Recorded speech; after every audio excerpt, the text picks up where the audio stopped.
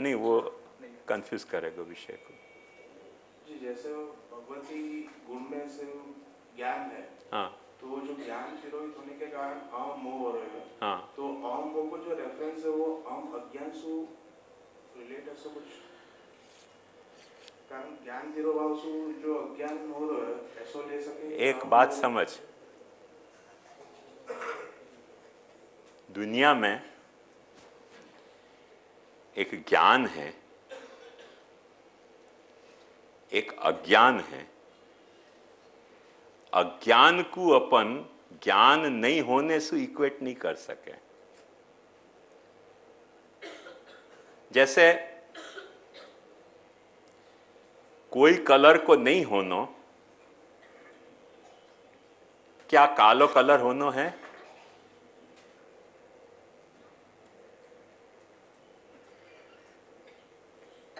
Physically जब कोई भी लाइट रिफ्लेक्ट नहीं करे तो वहां ब्लैक कलर दिखे।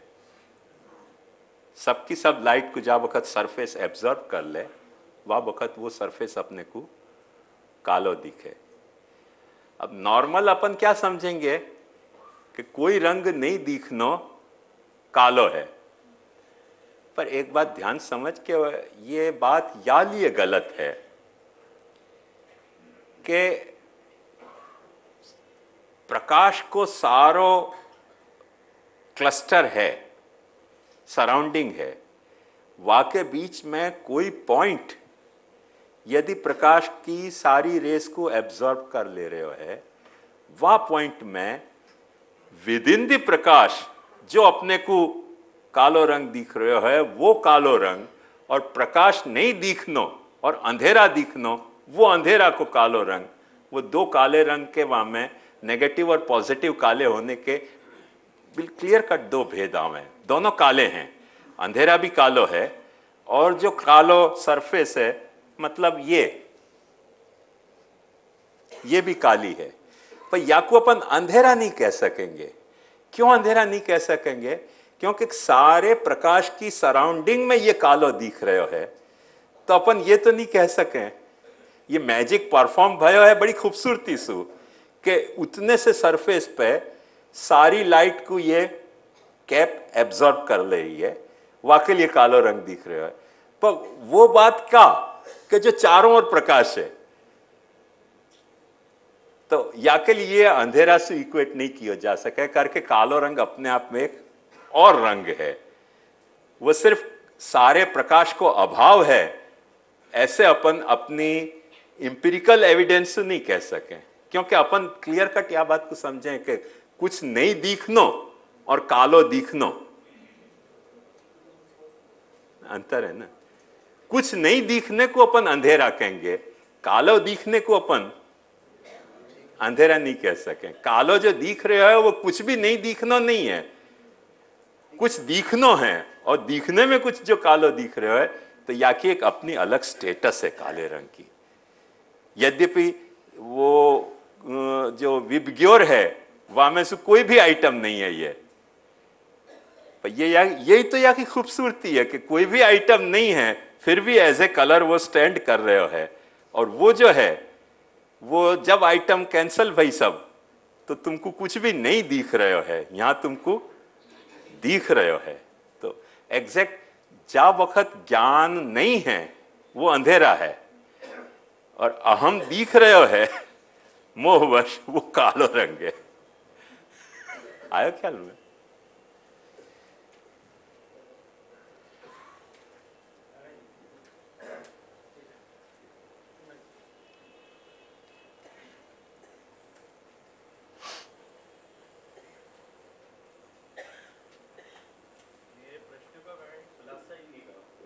कौन सा प्रश्न?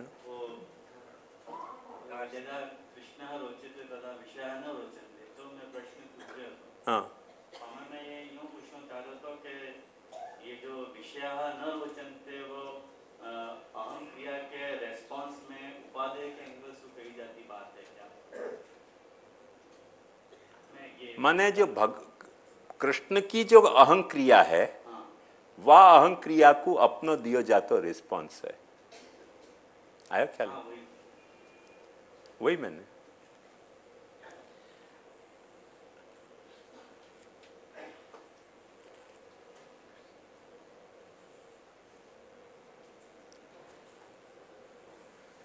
वो जगजीत चित्रा की एक बहुत अच्छी गजल है, वहां में ऐसे आवे कैसो, मैं जमी पर घना अंधेरा हूं, आसमानों की रोशनी तुम हो, अजनबी कैसे अजनबी तुम हो। वहां के बाद वो कह है कि आरजू अब कोई नहीं बाकी, जुस्तजू मेरी आखिरी तुम हो। तो जुस्तजू मेरी आखिरी तुम हो, ये कृष्ण होना चाहिए। आरजू अब कोई नहीं बाकी, भले वो विषय कृष्ण होए, वो मोको आरजू अब कोई नहीं बाकी रही, जुस्तजू मेरी आखिरी तुम हो, ऐसा लगता है जिंदगी तुम हो। तो भूले चुके अपन जा वक्त यूं कह दें कि ऐसा लगता है जिंदगी तुम हो, अजनबी कैसे अजनबी तुम हो, जुस्तजू आरजू और कुछ नहीं बाकी, जुस्तजू मेरी आखिरी तुम हो। तो बस कृष्ण रोचित लग हो जाएगा। अब कृष्ण के क्या लफड़ा है वासु, अपने को क्या लेना देना। कृष्ण जगत बने हो तो बनता रहे जगत वो वाको लफड़ा है ना, अपना लफड़ा नहीं है। अपने लिए जुस्तजू मेरी आखिरी तुम हो। धर्मवीर भारती हते धर्म युग के संपादक, उनने एक बहुत अच्छा काव्य लिखियो कनुप्रिया, कभी पढ़ियो, बहुत अच्छा काव्य लिखियो। वहां में राधा जी यमुना तट पे बैठी हुई हैं और निरंतर उनको रूमर सुनाई दे रही है कि कृष्ण ने बड़ो जो है वह महाभारत में हिंसा कांड करवायो है, वो करवायो है। और राधा जी वह को एनालाइज कर नहीं पावे कि क्या लफड़ा है। अंधेरा में जाने में कृष्ण डरतो तो मैंने तो आपको कई वक्त पहुंचाया तो घर तक इतना सब करो कैसे वाने मारा मारी। तो कहें भाई देखो कट कट के बॉडियां आ रही हैं, बोले ये कोई और करते हो, मेरो कृष्ण ऐसे नहीं करे। मेरो कृष्ण ऐसे काम नहीं करे तो बहुत डरपोक तो मैंने आपको कई वक्त पहुंचाया घर पे, अंधेरा में जाने में डरतो तो। पढ़ियो कनुप्रिया, बहुत अच्छी। वजह राधा की जो पूरी फीलिंग्स हैं धर्मवीर भारती ने बहुत अच्छे ढंग से समझाई है। तो अपनो तो ऐसो कृष्ण है ना। और जब अपन वो रिस्पॉन्स नहीं दें और अपन कहें कि ऐसे तुमने असुर कैसे मारे और नाग कैसे नाथ्यो, तो ठाकुर जी ने कही यार फिर नाग नाथ्यो और असुर मारे तो आके लिए तेरे घर में विराजने की मुझको क्या जरूरत है, फिर तो मैं वैकुंठ में ही नहीं विराजूं। तेरे घर में या लिए विराजूं कि बिल्ली से डर लग रहे हो बिल्ली से डरने के लिए तेरे घर में विराजो। और जब वानी कही कि तो ये असुर कैसे मारे तुमने, उन्होंने कही चल छुट्टी वही कथा। ईगो को रिजोनेंस खत्म हो गया। तो अपने घर में विराज रहे हो वो बहुत मिनिमाइज्ड ईगो के साथ विराज रहे हो कि जो बिल्ली से डर है, अंधेरा से डर है और पता नहीं काय काय से डर तो होएगो। वाकू अपने को आश्वस्त करने कि भाई डर मत, हम बैठे हुए तेरे को बचाने वाले सेठिया भाटिया ट्रस्टी से डरने की कोई जरूरत नहीं है। अपने को आश्वासन देना चाहिए ठाकुर जी को कि हम बैठे हुए बचाने वाले। अपन खुद डर रहे हैं तो और डर जाएगो और आगे थर थर कांपेगो ये तो जिनके भरोसे में घर में आया वो खुद ही डर रहे हैं। खत्म भाई कास्ता। तो मैं समझूं कि ये विषय अपन ने काफी अच्छे ढंग से डेमोन्स्ट्रेशन के साथ और डिस्कशन के साथ या विषय को समझो। नेक्स्ट अपन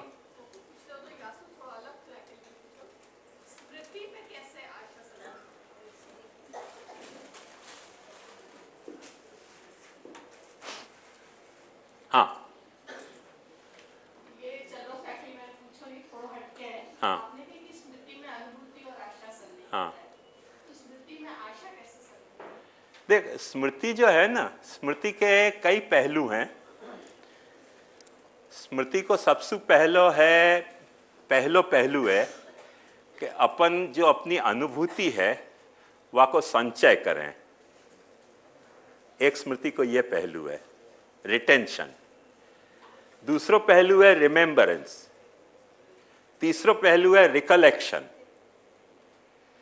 तो एक बात समझ के जाको तुमको रिकलेक्शन नहीं करना है वाको तुम रिमेंबर नहीं करोगे, जाको तुमको रिमेंबर नहीं करना है वाको तुम रिटेन नहीं करोगे।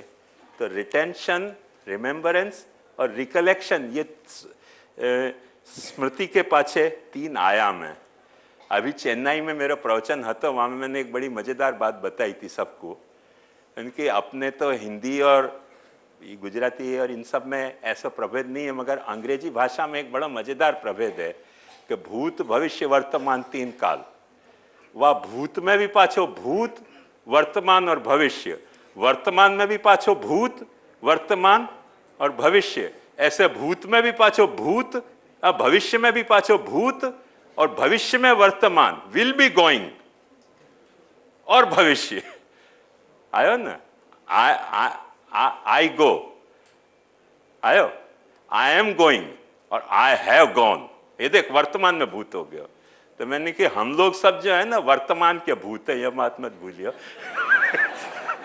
कुछ गोस्वामी है वर्तमान के भविष्य होंगे, हम लोग सब वर्तमान के भूत हैं, ये बात याद रखिए तो समझ जाओगे बात।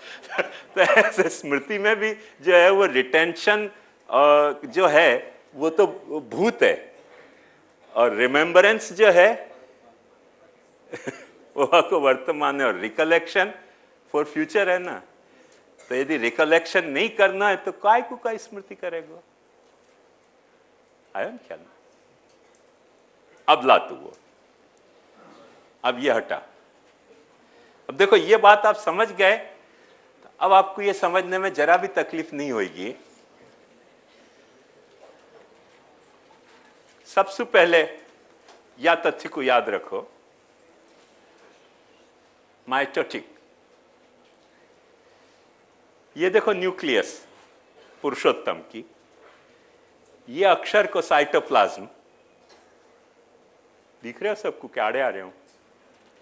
ये अक्षर को साइटोप्लाज्म, ये देखो पुरुषोत्तम, ये अक्षर को साइटोप्लाज्म, ये आनंद, सत और चित तीनों के कंपोनेंट हैं, तीनों कंपोनेंट हैं वहां में सच्चिदानंद ब्रह्म होने के कारण। ये देखो सत्ता, ये चेतना, और देश काल स्वरूपा परिच्छिन्नता इज इक्वल टू आनंद है।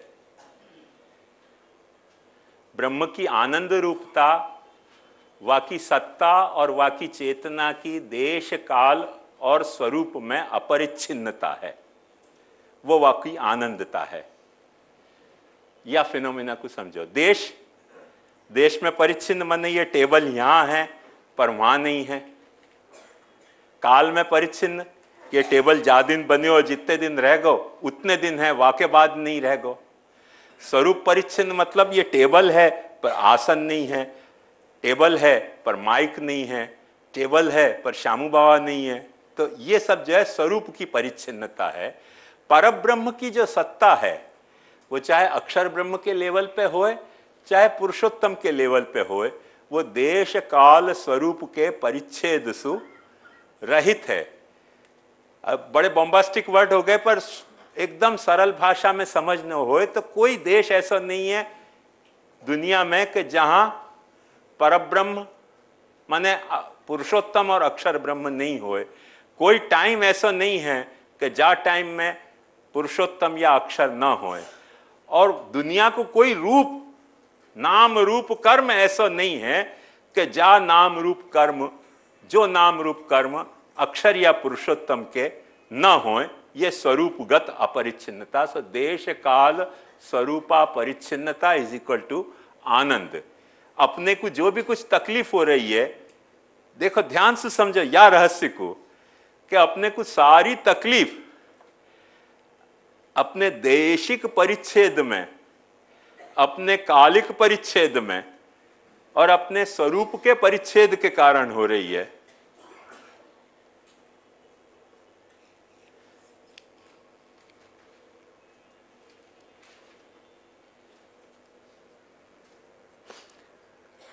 यद्यपि मैंने क्या कहो तुम या को कलर लीजेंड, वो कलर लीजेंड हाँ दिख रहे हो ना, वो कलर लीजेंड में मैंने या को सात्विक राजस तामस कहो है, वो यहाँ के लिए नहीं कहो है, यहाँ के लिए कहो है। मैं एक खुलासा और कर देना चाहूँगा जो महाप्रभु जी ने किया है। वो खुलासा ये है कि सच्चिदानंद ब्रह्म के सदंश में सु सत्व प्रकट हुए है, चिदंश में सु राजस प्रकट हुए है और आनंदांश में सु तामस गुण प्रकट हुए है। और उन तीनों गुणन को जो प्रपोर्शनेट डिस्ट्रीब्यूशन वाको नाम प्रकृति है। माने ब्रह्म की ये देखो प्रकृति यहां है हो?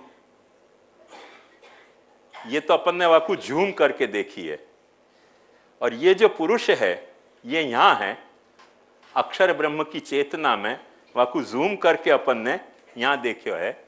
ये समष्टि पुरुष है और ये व्यष्टि पुरुष है। समष्टि पुरुष और व्यष्टि पुरुष को डिफरेंस क्या कि एक यूनिवर्सल कॉन्शियसनेस है और एक इंडिविजुअल कॉन्शियसनेस है। तो ये अपनी इंडिविजुअल कॉन्शियसनेस है। ये रमेश भाई, सुरेश भाई, गणेश भाई, महेश भाई, दिनेश भाई सब यहाँ में आ गए, हाँ। और ये जो है वो यूनिवर्सल कॉन्शियसनेस है। वो यूनिवर्सल कॉन्शियसनेस कैसे? एक बात ध्यान समझो, यद्यपि आगे आपको दिखेगी, पर वो जमाना लद गए। कल मैंने यही लिया आपको अपने प्रवचन की शुरुआत में लॉजिकल पॉजिटिविज्म की बात बताई कि जहां लॉजिकल पॉजिटिविज्म की दादागिरी चलती थी, अब वो जमाना लद गए। अब सब लोग थोड़ा थोड़ा ये बात मानने शुरू करने हैं कि जो जड़ सृष्टि को जो आखो विस्तार है, वह विस्तार में जा तरेसु एक सिस्टमेटिक डेवलपमेंट दिखलाई दे रही है, वो अनकॉन्शियस हो नहीं सके है। अब नेचुरली वो जो कॉन्शियसनेस है वो अपनी कॉन्शियसनेस नहीं होगी कि क्लोरोफॉर्म सुखा दियो तो अनकॉन्शियस हो गए और माथे पे डंडा मार दियो तो अनकॉन्शियस हो गए। अपनी कॉन्शियसनेस के जो पैरामीटर हैं बहुत क्षुद्र पैरामीटर हैं, पर वो यूनिवर्सल कॉन्शियसनेस बहुत यूनिवर्सल है यह अर्थ में कि वो बहुत सारी चीज़ों को सस्टेन कर सके है। तो पर एक यूनिवर्सल कॉन्शियसनेस है। वो यूनिवर्सल कॉन्शियसनेस यदि नहीं होए तो एक बात समझो कि ये जो जितनो जगत में जो भी कुछ डेवलप भयो है, ईश्वर ने कियो कि शैतान ने कियो कि मैंने कियो कि अल्लाह ने कियो कि भगवान ने कियो, सब इमटीरियल बात है साइंस के हिसाब से। साइंस सिर्फ इतनी बात कह रहे हो कि कोई एक यूनिवर्सल कॉन्शियसनेस होनी चाहिए, अदरवाइज इतना कैलकुलेटेड डेवलपमेंट समझ हो नहीं सके। और या सारे सृष्टि के विकास में कैलकुलेशन दिखाई दे रहे है। जो बात मैंने आपको कल बताई थी कि विकास जैसे ही अपन कहेंगे, अपन तो विकास नहीं मान रहे हैं, वो भी मैंने आपको कल बात बताई। अपन तो सर्कुलर मान रहे हैं।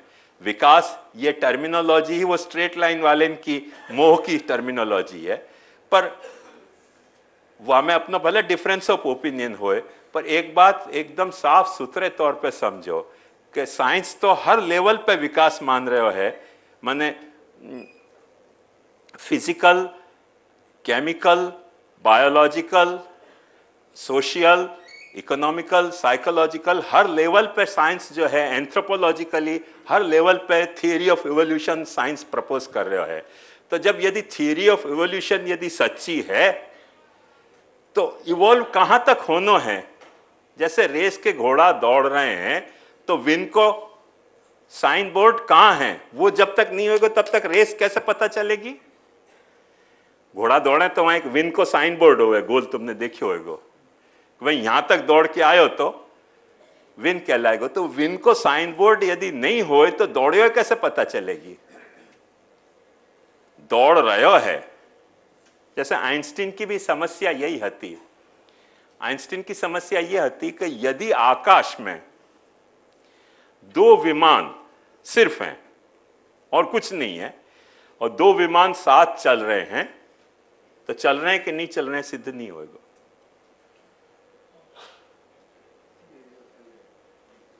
क्योंकि चलने को मतलब क्या है कि ये देखो, ये चलना, ये स्थिर है और ये चलियो। पहले यहां तो यहां से यहां आयो, यहां से यहां आयो, तो कोई टाइम, कोई स्पेस, मैटर में कोई ऐसे माइलेज माइलस्टोन्स होने चाहिए जिनके रेफरेंस में जो स्थिर हों, उनके रेफरेंस में कोई चीज चलती हो तो चलती मानी जाए। यदि दो विमान साइमल्टेनियसली आकाश में चल रहे हैं वॉइड में, जहां कोई माइलस्टोन नहीं है, तो वो चल रहे हैं कि नहीं चल रहे हैं सिद्ध नहीं होएगा, सिद्ध नहीं होएगा। इतना नहीं, अब चलने में लफड़ा क्या है, थ्योरी के हिसाब से समझो कि चलने के लिए एनर्जी चाहिए। अब यदि चल नहीं रहे तो एनर्जी को क्या भयो करके वाने थ्योरी ऑफ रिलेटिविटी बताई।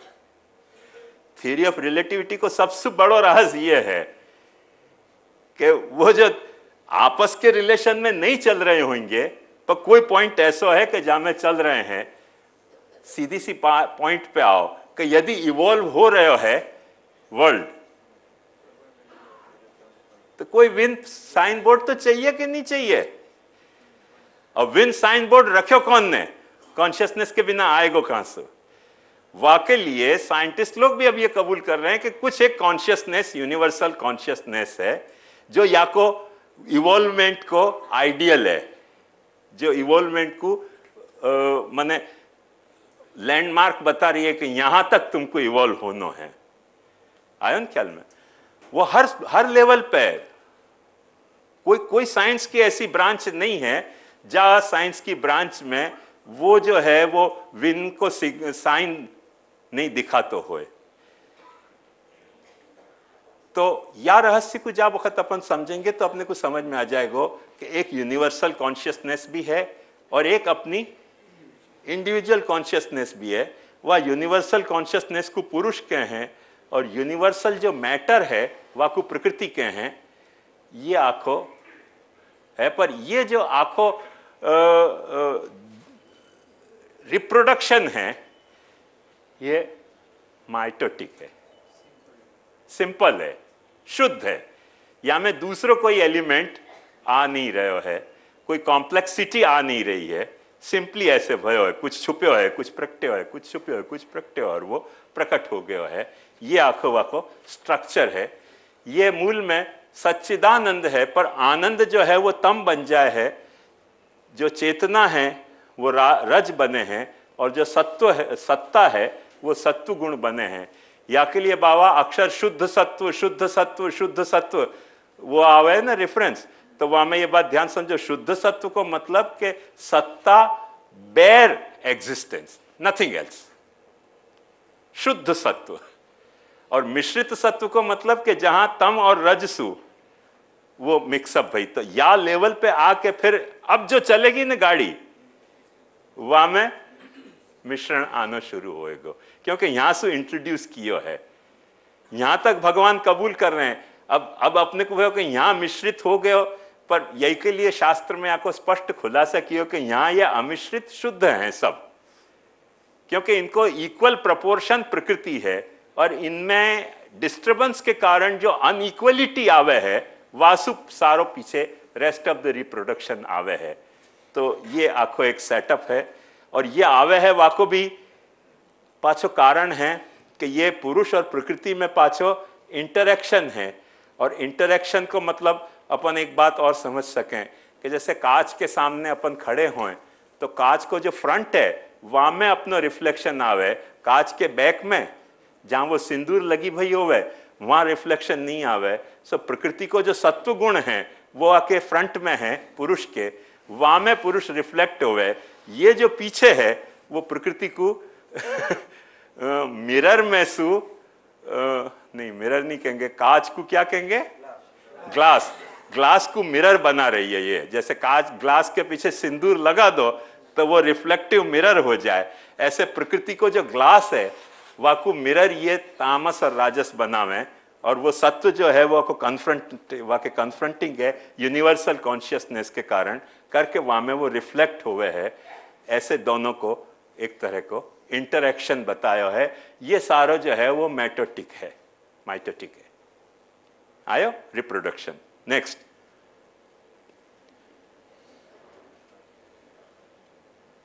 मायोटिक। ये प्रकृति पुरुष अपन ने देख लिया इंटरेक्शन। अब वो जो सच्चिद आनंद हते, एक और बात मुझको लोभ पे काबू नहीं आ रहा है। आनंद के बारे में एक और बात बता दूं, महाप्रभु जी ने ये प्रॉब्लम बड़े जोर शोर से उठाई है। करे आनंदांश कन्वर्ट होके तमोगुण कैसे हो गए हो? आनंद को तो अपन इतना ग्लोरीफाई कर रहे हैं कि आनंदो ब्रह्मेति व्यजानात आनंदाद्येव खल विमानी भूतानि जायन्ते आनंदेन जातानि जीवन्ति। वो आनंद तम कैसे हो गए हो? और महाप्रभु जी बड़ी अच्छी बात हमें समझावे कि भाई ध्यान से समझो कि जो देश काल स्वरूप की अपरिच्छिन्नता है, वो अपरिच्छिन्नता नष्ट भई, नष्ट माने तिरोहित भई, तो क्या प्रकट होएगो? देश काल स्वरूप को परिच्छेद। वो परिच्छेद जो है वो तुमको माइंड को क्लोज अप कर दे, स्टॉप।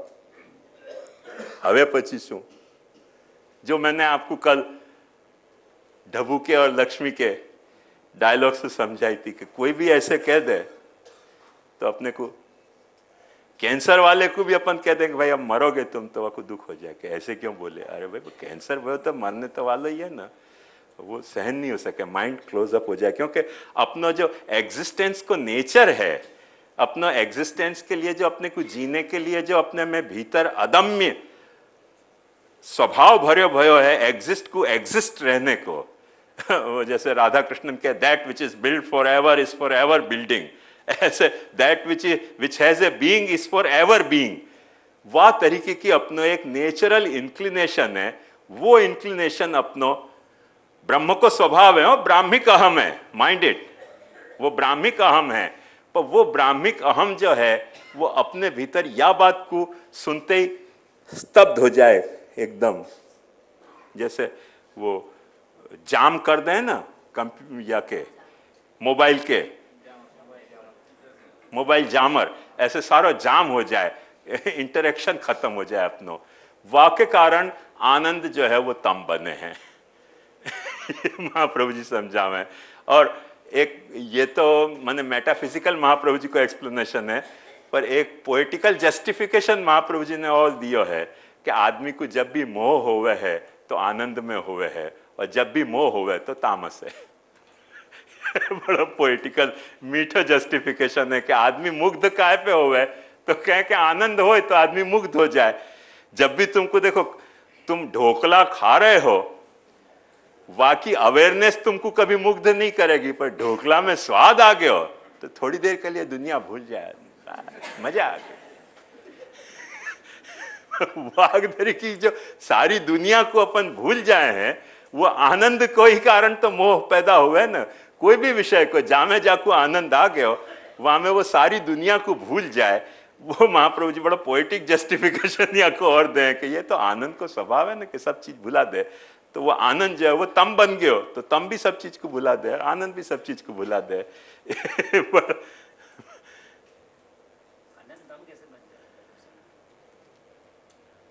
माने जो अपरिच्छेद है तो वो परिच्छेद हो गयो। देशतः कालतः स्वरूपतः जो अपरिच्छेद है तो वो परिच्छिन्न हो गयो। अब तेरे को देख, एक बात समझ, तेरे को तेरे होने में परिच्छेद दिखलाई दे रहा है कि तू यहां है, चीरा बाजार में नहीं है। तेरे को तेरे जन्म मरण को परिच्छेद अपनी चेतना में भाषित हो रहे हो, और जो भी तो को आनंद आ रहे हो है वो भी परिच्छिन्न ही तो आ रहे हो है। वो परिच्छिन्न आनंद सुख है, अपरिच्छिन्न सुख आनंद है। जो भी तो को सुख मिला है, कितनी अपनी खतरनाक स्थिति है, कितनी खतरनाक स्थिति है कि जा चीज को अपन सबसे ज्यादा अच्छी मानते हो, जैसे ढोकला ही ले ले ना, निगल मत, खातो रहे, चापतो रहे, चापतो रहे। एक आधे घंटा खाली एक ढोकला को चाप देख, कितना कष्ट हो जाएगा। चाहे तो वो ढोकला होए कि रसगुल्ला होए कि गुलाब जामुन होए, निगल मत जा। अपन क्या करें, वो आनंद की स्प्रहा में वो चाबे बिना जीप पे धरे डाल अंदर पे पत्र के वो बॉक्स की तरह डालता जा, डालता जा। ऐसे अपन ढींच ले हैं पेट में सब पर। जो चाबनो शुरू करें, जैसे कई लोग माने कि बस चाबते रहो, चापते रहो तो खाने को सब स्वाद नष्ट। 2-4 मिनट चापने में तो बड़ा मजा आवे, पर आधे पौने घंटा एक ढोकला को देख चापते ही रहे तो ढोकला पाना ही बंद हो जाएगा। ये वहां की परिस्थिति है। तो वो क्या है कि अपनो जो सुख है वो या तरीके को है कि जा चीज को अपन चाह रहे हैं वाकु भी एक टेम्पररी फ्रेमवर्क में ही चाह रहे हैं। वासु ज्यादा वो गले वलग जाए ना तो भारी पड़ जाए, या लिए वो तम बन जाए आनंद।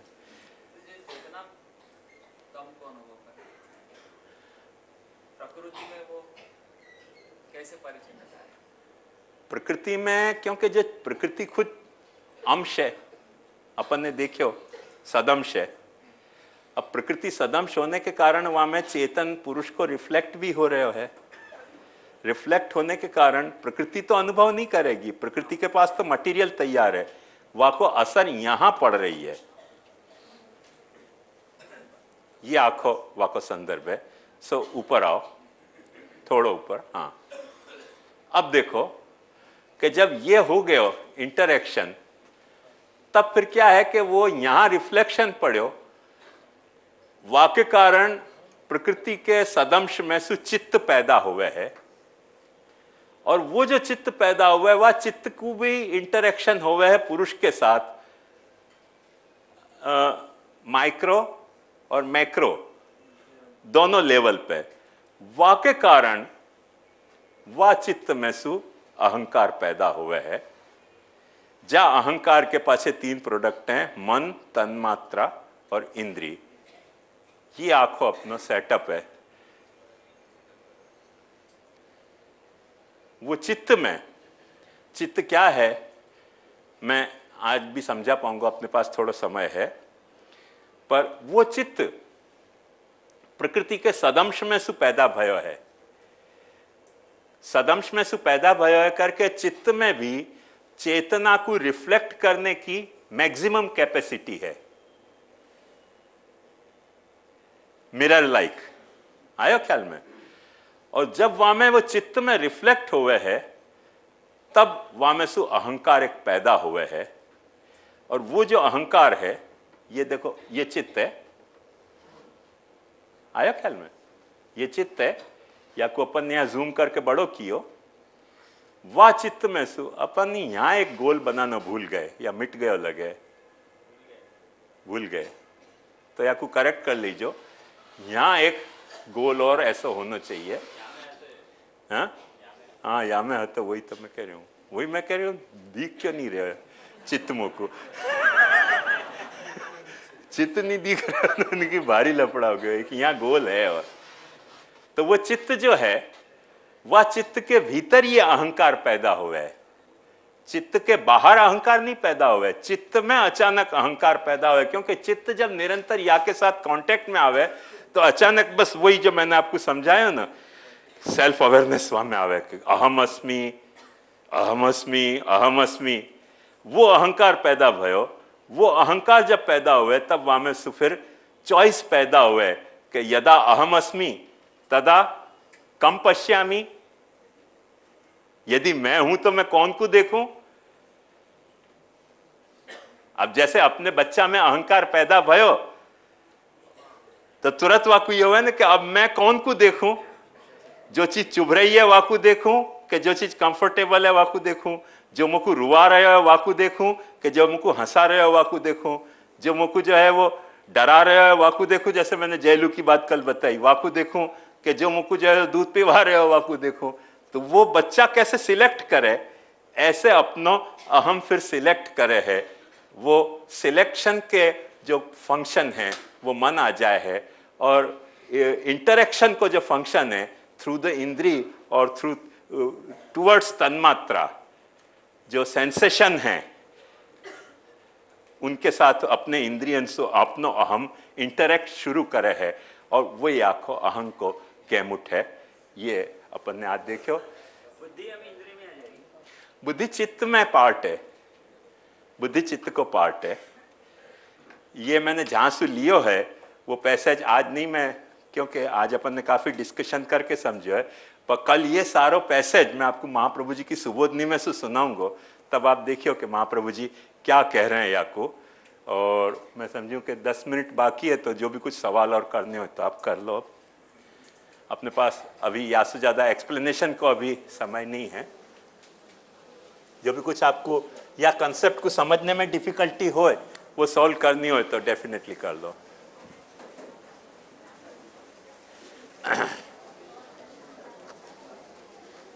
अरे सॉरी, एक प्रश्न रह गयो। सॉरी सॉरी सॉरी, है कि नहीं? कहाँ गया? વૈરાગ્યના અભાવથી રાગ ઉત્પન્ન થાય છે અને કામરૂપી દોષ આવે છે, અને એ દોષ દૂર કરવાનો ઉપાય વૈરાગ્ય કઈ રીતે? કારણ કે આપણા સાધનથી કંઈ વૈરાગ્ય દૂર નહોતો થયો,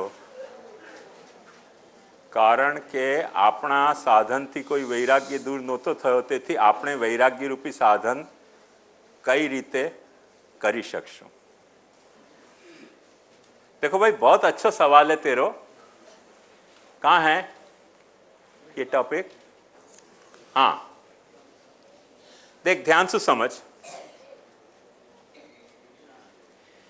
कि वैराग्य भगवान के आनंद के तिरोधान की इच्छा से तिरोहित भयो, और वाके कारण विषय में ममता आई, विषय में ममता आई, काम आयो, काम आयो। ये जो है वो तो भगवान ने जो तिरोधान की क्रिया करी, वह क्रिया सु पैदा होती क्रिया, वह क्रिया सु पैदा होती क्रिया, वह क्रिया सु पैदा होती क्रिया। ख्याल में आयो? अब तुमको विवेक जग्यो, विवेक जग्यो तो तुमको लगेगा कि नहीं वैराग्य होना चाहिए। और विवेक तो कितनी जल्दी जग जाए है, ये एक साधारण बात समझो कि जरा भी अपनो काम अपने को उल्टी थप्पड़ लगवावे, तुरंत विवेक जग जाए कि नहीं नहीं नहीं नहीं, ये हमारे लिए नहीं है। तो हमें ज्ञान की भी जरूरत नहीं है, 2-4 लपड़ की जरूरत है ना। अपन तो अपने काम को तृप्त करना चाहें, पर वो काम को तृप्त करने की प्रक्रिया में वो 14-15 सब लड़काएं कबूल कर रहे हैं कि हमने छेड़ती करी नहीं जेबी मेरियट के आगे, जेल में डालते ही, जबकि फोटो सबके दिख रहे हैं। तो जरा भी लपड़ लगे ना तो तुरंत वैराग्य आ जाए कि नहीं ऐसा ऐसा तो करना ही नहीं चाहिए, तो वैराग्य आ जाए। वो वैराग्यानो में भी विद्या हो सके है, कोई कारण से भी वैराग्य आयो, लपड़ के कारण आयो, समझ के कारण आयो, कोई कारण से वैराग्य आयो, वो विद्या हो सके। पर वह वैराग्य को यदि भक्ति में तुमने एडवांटेज नहीं लियो तो पुष्टि मार्ग में से तुम गए। यही लिए अपने यहां जब जब भी 84 वैष्णव 252 वैष्णव की वार्ता उठा के देख लो कि या सिचुएशन के जहां जहां वैराग्य आए हैं, और जब जब महाप्रभु जी को अप्रोच किया है, तब तब महाप्रभु जी ने टोक के कही है कि भक्ति करो।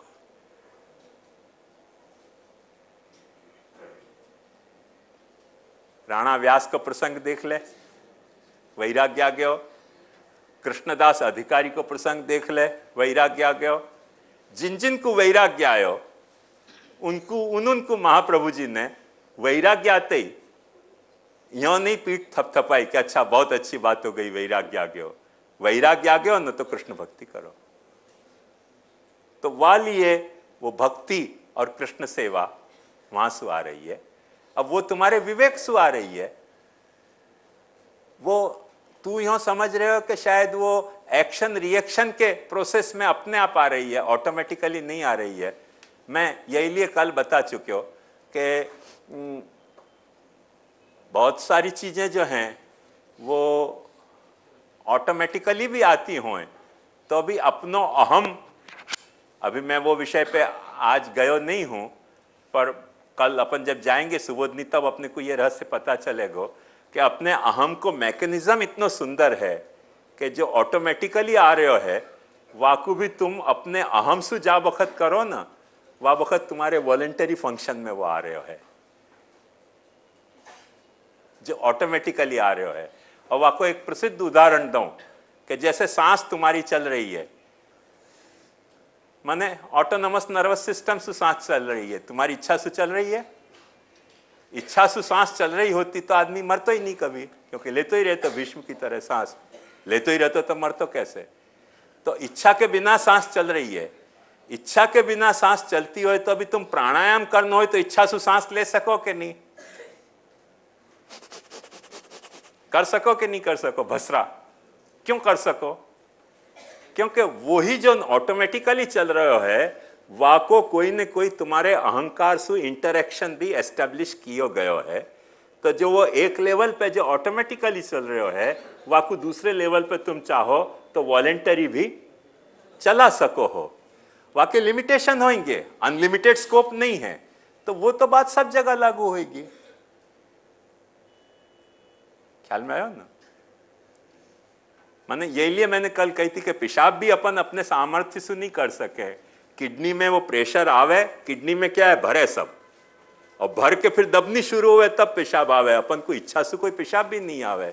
पर ऐसा नहीं है कि पेशाब करने की इच्छा हो तो अपन यूरिन टेस्ट करावे जावे तो कर नहीं सकते हो। जो ऑटोमेटिकली आ रही है वाकू भी अपन वॉलेंटरी कर सकें। ऐसे कई लेवल पे अपने को जो ऑटोमेटिकली फंक्शन हो रहे हैं, और बच्चा को बेचारे को ये समझाने में कितनी तकलीफ हो माँ बापन को कि भाई जगह जगह सूसू नहीं करनी। बच्चा को ऑटोमेटिकली आती हो वाकू बहुत दिन बाद वो कंट्रोल में आवे बात कि अच्छा भाई ये सब लोग बड़े गुस्सा हो जाएंगे, ये बात ऑटोमेटिकली नहीं करनी चाहिए, ये अपने को वॉलेंटरी करनी चाहिए। सुमन की कल्पू ने तमुभा की माँ मर गई ना, तो कल्पू से पूछी क्या वे, उनकी ऑटोमेटिकली मर गई। दोपहर देखी थी, शाम को नहीं आती, लगे कि ऑटोमेटिक मर गई। डेथ भी ऐसे ऑटोमेटिक हो सके और डेथ भी वॉलेंटरी भी हो सके। दोनों तरह की तरह सिस्टम अपने आप प्रोवाइड करी गई है। बहुत सारे ऑटोनोमस नर्वस जो सिस्टम के फंक्शन हैं उनको अपने वॉलेंटरी फंक्शन से थोड़ी कुछ लिंक जोड़ी गई है। और वो कितनी खूबसूरत प्लानिंग है कि तुम भूल जाओ तो वो खुद करेगा, और नहीं तो तुमको इच्छा हो तो तुम भी कर सको। ये कितनी बड़ी प्लानिंग है, सोचें तो अपन को चकित होना पड़े कि जो चीज नहीं तो लॉजिकली सोचो कि जो ऑटोमेटिक चल रही है वो वॉलेंटरी नहीं चलेगी, जो वॉलेंटरी चले वो ऑटोमेटिक नहीं चले। पर कितना खूबसूरत बैलेंस एस्टेब्लिश किया है यह बायोलॉजी ने अपने भीतर कि कितने सारे फंक्शन ऑटोमेटिक चल रहे हैं, और उनमें कहीं कहीं जगह से अपन कितना अपना वॉलेंटरी फंक्शन से उनको कंट्रोल कर सके हैं। ये कोई साधारण बात है? वो ब्राह्मिक अहम के बिना, पारमात्मिक अहम के बिना, भागवती अहम के बिना ये कैसे पॉसिबल हो सके? कोई मशीन आज तक ऐसी नहीं बनी कि जो ऑटोमेटिक भी हो और वॉलेंटरी भी हो। ऑटोमेटिक बहुत मशीन बनी है, वॉलेंटरी बनी है, पर ऑटोमेटिक भी हो और वॉलेंटरी भी हो ऐसी कहाँ बनी? हाँ, एक कोई व्यवस्था संभली भई है, और वह व्यवस्था में तुम्हारा कुछ अहम को भी रोल तुमको दे दिया गया है। दोनों के लिए, ऑटोमेटिक के लिए और वॉलंटरी के दोनों के लिए अहम ही जिम्मेवार है। ये आखो सेटअप है, तो वाकई कारण ये हो सके।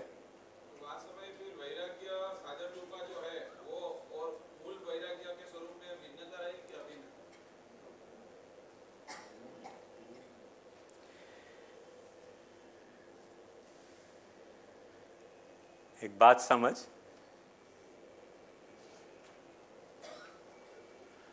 कि ब्रह्म को वैराग्य कभी सच्चो वैराग्य हो ही नहीं सके, खोटो ही वैराग्य हुए। वहां को कारण क्या कि ब्रह्म के अलावा कुछ होए तो वहां में विरक्त हुए ना। विरक्त कौन हो सके? अपने अलावा कोई वस्तु है वहां में कोई आदमी विरक्त हुए। यदि ब्रह्म के अलावा कुछ कोई है ही नहीं तो ब्रह्म विरक्त कैसे होएगा? तो विरक्त होना वहां की सेंसिटिविटी है, वहां को सेंसेशन नहीं है। बात समझ में आई? और अपने लिए विरक्त होना सेंसिटिविटी होती ना तो आदमी विषयानुरक्त ही नहीं होता। अपने लिए तो चमक तो दमक तो सेंसेशन है। वो न जाने इनमें किसके वास्ते हूं मैं, न जाने इनमें कौन है मेरे लिए, या तरीके को सेंसेशन है अपने लिए। तो वह तरीके को जो सेंसेशन है, तो वहां में अपनो जो वैराग्य है वही सच्चो वैराग्य है। ब्रह्म को वैराग्य तो सच्चो क्या, अपने पास 10 ऑल्टरनेटिव हैं अनुरक्त और विरक्त होने के, उनमें से अपन जब विरक्त हो रहे हैं तो अपनो वैराग्य सच्चो वैराग्य, ब्रह्म को वैराग्य तो का वैराग्य। आयो ख्याल में? श्योर। कल आपने वो स्वस्थ अहम और अस्वस्थ अहम को बात कही हाँ कि भगवान ने अस्वस्थ अहम की निंदा करी, स्वस्थ अहम की निंदा नहीं करी। हाँ तो हमें स्वस्थ अहम और अस्वस्थ अहम में कभी कभी इतनी बारीक लाइन हो है हाँ कि डिसाइड करना मुश्किल हो जाए कि वो स्वस्थ है या अस्वस्थ है। जैसे कभी आपने सुगंध और दुर्गंध को उदाहरण दिया, तो कभी कभी कोई ऐसी गंध हो तो कोई के लिए वो दुर्गंध हो, कोई के लिए सुगंध हो, कोई केमिकल की है, कोई परफ्यूम की है। और अहम में भी ऐसा है कि वो रिलेटिव हो, कभी मेरे लिए अगर वो अहम स्वस्थ है पर दूसरे की दृष्टिकोण से वो अस्वस्थ अहम हो। तो वास्तव में कैसे डिसाइड करना हो कि वो अहंकार वो करना कि नहीं करना। वो तो अभी अपन जब वो अहं क्रिया जो औपादानिक अहं क्रिया आएगी ना, तब को प्रश्न है। तू अभी तो शादी नहीं फिर बच्चा को नाम धरने की कह रहे हो। वो तो औपादानिक क्रिया आवे तब मैं नाम धर के बताऊंगा तो को। वो तो इंट्रोड्यूस करी करके आगे फिर हो सके ना। वो तो शादी तो हो जाने दे, फिर बच्चा को नाम धरेंगे अपन। मैं समझू कि यहाँ रखे अपन दृढ़ इन चरणन केरो भरोसो, दृढ़ इन चरणन केरो।